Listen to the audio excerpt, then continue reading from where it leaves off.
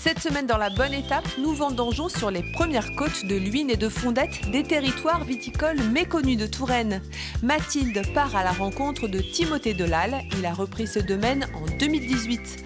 Ensemble, vous découvrirez le tour de main de la semaine, une petite leçon de dégustation. Mais tout de suite, direction les rangs de vignes où Timothée travaille plusieurs cépages, Cabernet Franc, Chenin, Gros Lot et Gamay. Bonjour Timothée, merci de nous recevoir en cette journée de vendange. On vendange avec vue. On est ici à l'Huisne. C'est vraiment pas l'endroit où j'aurais été chercher de la vigne. Tu es tout seul ici à produire du vin? Oui, sur l'Huisne, je suis le seul exploitant. Il reste très peu de vignes. Moi, j'ai 5 hectares, hein, donc c'est juste cette bande-là.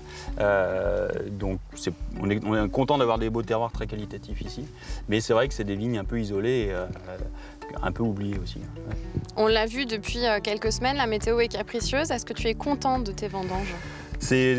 Pour les nerfs, c'est assez compliqué parce qu'on a eu beaucoup d'eau. Donc on s'adapte. Notre métier, c'est quand même beaucoup de s'adapter. Donc on fait tout notre possible pour avoir le meilleur niveau de maturité. Qu'est-ce qui te pousse à commencer les vendanges? Un matin, tu te lèves et tu te dis « Tiens, aujourd'hui, je vais faire les vendanges » ou est-ce que c'est un petit peu plus technique que ça? Alors ça commence il y a plus d'un mois avec des prélèvements réguliers dans les vignes. On va essayer d'avoir un échantillonnage le plus représentatif possible de la parcelle en prenant des baies à droite, à gauche, sous la grappe, dessus, derrière et à intervalles réguliers pour couvrir un maximum la surface. Et puis on va analyser ces baies-là, ça va nous donner un échantillonnage et on va suivre la maturité comme ça. Et c'est ça qui va nous donner l'indication, la maturité ou pas. Donc je peux prendre celle-ci par exemple? Alors non, parce que non, ça c'est une grappe secondaire. Tu vois, justement, c'est des grappes qui sont pas mûres. Alors si tu la prends, c'est pas très grave parce que on va l'enlever à la table de tri. Mais celle-là, on n'en veut pas. Ce qu'on veut, c'est celles-ci qui sont un petit peu fatiguées là, mais elles sont à pleine maturité. Alors, on parle des vendanges. Est-ce que c'est une période que tu aimes bien? Oui, on attend ça toute l'année, mais on la redoute aussi. Et c'est vrai que on a hâte que ça se termine quand on a commencé. Mais pourquoi c'est une période qui demande beaucoup d'énergie aux vignerons? C'est la dernière énergie qu'on peut mettre dans notre campagne. Faut pas se tromper. Si je récolte mes gamets trop mûrs, je peux pas faire marche arrière. Donc, et inversement. Donc les choix sont très importants. Si je veux faire du bon vin, c'est là que ça démarre. Voilà. C'est comme la naissance d'un enfant finalement. Il y a tout le travail de l'année, mais c'est sûr que si on se trompe à la date de récolte, tout le travail de l'année peut être saccagé, quoi.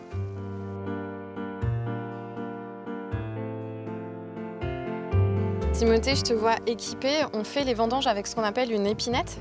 Voilà, c'est un tout petit sécateur comme ça qui va nous permettre de récolter. Donc les vendangeurs qui se trouvent là ont cet outil-là. Et nous, on va l'utiliser sur la table de tri pour peaufiner le tri.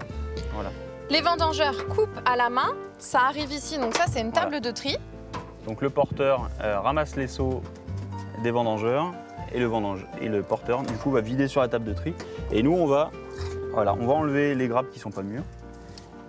Toutes roses, voilà, ça c'est un vendangeur. Donc les raisins roses, on n'en veut pas, voilà. Et puis ensuite tu vas enlever aussi tout ce qui va être pourriture. Voilà, pour avoir quelque chose de le plus propre possible. Et si tu ne faisais pas cette opération donc, de tri, qu'est-ce qui se passerait exactement? Et ben voilà, on pourrait avoir dans la cuve des raisins qui ne sont pas mûrs. Pour avoir des raisins pourris, là il y en a un petit peu moins. Donc ça c'est un raisin qui n'est pas mûr. Voilà, tu vois, ça c'est ce que tu veux pas, ça c'est un raisin qui n'est pas mûr du tout. Ouais. Donc ça apporterait des goûts acides au vin que tu veux produire. Et puis ça diluerait le sucre aussi de ma cuve. Donc, et ça, c'est vrai que ça pourrait passer dans la cuve s'il n'y avait pas cette table de tri ou si le vendangeur ne faisait pas très attention à ce que... Vigneron, c'est un travail d'orfèvre. Ça dépend ce qu'on veut faire, mais oui, ça peut être un travail d'orfèvre. Sur le tracteur, pour le coup de main, on retrouve Hugues Huette. Viticulteur à la retraite, il a cédé ses vignes à Timothée il y a 3 ans. Qu'est-ce que vous faites ici pendant les vendanges? Qu'est-ce que je fais ici? C'est que je m'occupe, j'essaye de faire la même chose que mon père. Mon père, aujourd'hui, il a 95 ans, il a arrêté de tailler la vigne à 90 ans. Donc, peut-être que moi, je ferai pareil. Et puis après, pour moi, c'est un loisir.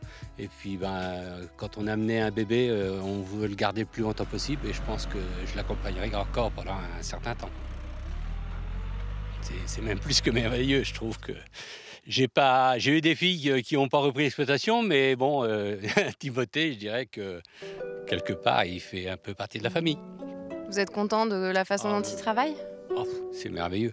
Il a toutes les technologies, il a travaillé dans des maisons un peu prestigieuses, même très prestigieuses, et il l'adapte à son exploitation, ce que je trouve ça formidable. On parle un petit peu de toi. Tu t'es réveillé un matin en te disant « Tiens, si je me mettais à mon compte » ou est-ce que tu as une réflexion C'est quelque chose qui dormait depuis longtemps, hein, ça c'est sûr.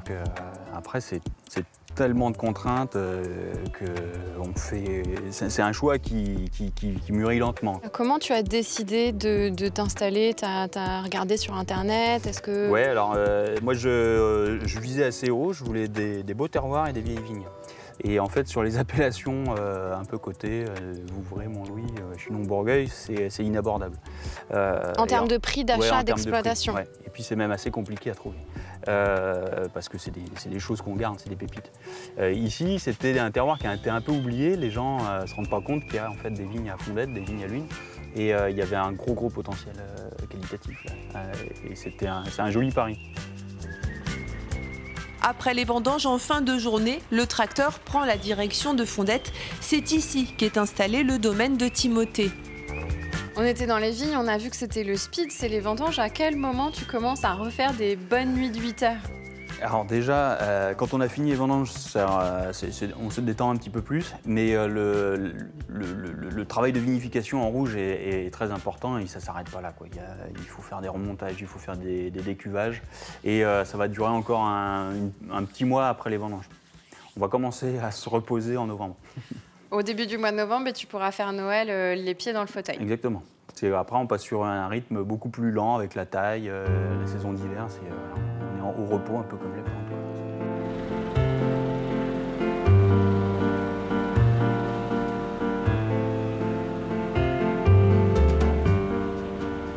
Au domaine, Mathilde fait la connaissance d'Eugène. C'est le papa d'Hugues. Lui aussi, bien entendu, a travaillé sur les vignes qui appartiennent aujourd'hui à Timothée. Eugène, quel âge ça vous fait aujourd'hui? 95 et demi. Et vous continuez à travailler sur le domaine un petit peu? C'est terminé. J'ai pris ma retraite à 90 ans. Et jusqu'à 90 ans, vous avez continué à tailler les vignes? Oui, exactement.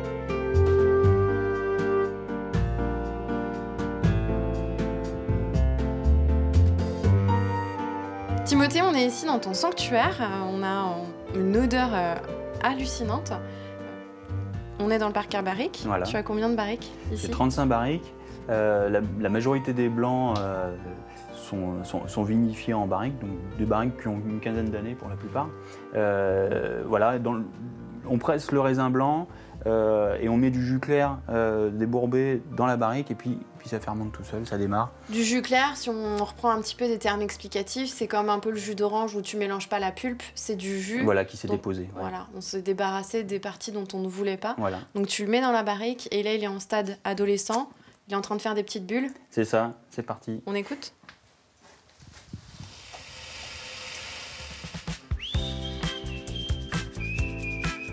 Ça apporte quoi exactement de mettre son vin dans une barrique? Ça va apporter beaucoup de complexité au vin et puis ça va permettre à la fermentation de se dérouler très lentement. Et ça va donner des vins qui vont être avec plus de caractère, un petit peu plus de complexité.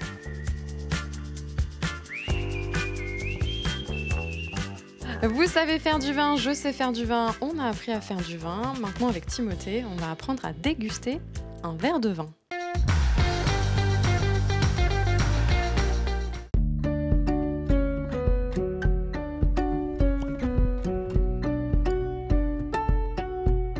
Une fois que c'est servi, qu'est-ce qu'on fait, Timothée? Et ben, on va pouvoir commencer à le regarder, à observer la couleur. Et la couleur, elle nous indique quoi exactement? Parce que là, il est rouge, c'est du vin rouge, tout me paraît normal. Ouais, alors sur des vins qui tirent un peu sur le violacé, c'est vraiment très jeune. Le rouge, voilà, c'est la couleur qui va avoir le plus longtemps. Et puis, quand le vin est trop vieux, voilà, on part sur des reflets orangés. Une fois qu'on a regardé la couleur, on passe à une autre étape. Qu'est-ce qu'on fait? Et ben, on va commencer à agiter et puis mettre le nez dedans. Et plus on va l'agiter, et plus le bouquet va se révéler. Qu'est-ce qu'on sent là? On est censé sentir plein de Alors, choses moi je ressens les fleurs séchées et puis beaucoup d'épices. Finalement, quand on sent des choses très simples qui font partie de notre quotidien. On n'a pas besoin de réfléchir à beaucoup de choses. Il faut souvent rechercher un petit peu justement dans nos souvenirs pour essayer de décrire cet arôme qu'on connaît. C'est ça la difficulté. C'est dans nos souvenirs et ça nous appartient. C'est ça. Après, on goûte? C'est ça.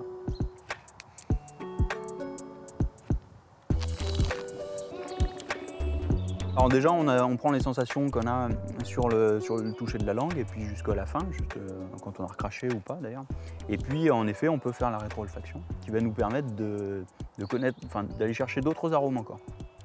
Voilà. La rétro-olfaction, c'est le fait de faire passer de l'air à travers le vin et de le refaire sortir l'air, si vous voulez, par les cloisons nasales qui vont nous permettre de stimuler encore d'autres sens. Merci Timothée de nous avoir reçus en plein milieu des vendanges. Si je veux retrouver tes vins, où est-ce que je vais? Chez certains cavistes de Tours et puis au domaine, le vendredi soir ou le samedi matin. Chers téléspectateurs, vous savez désormais tout sur le vin et comment le déguster. J'espère que vous avez passé un bon moment et je vous dis à très vite pour une nouvelle bonne étape.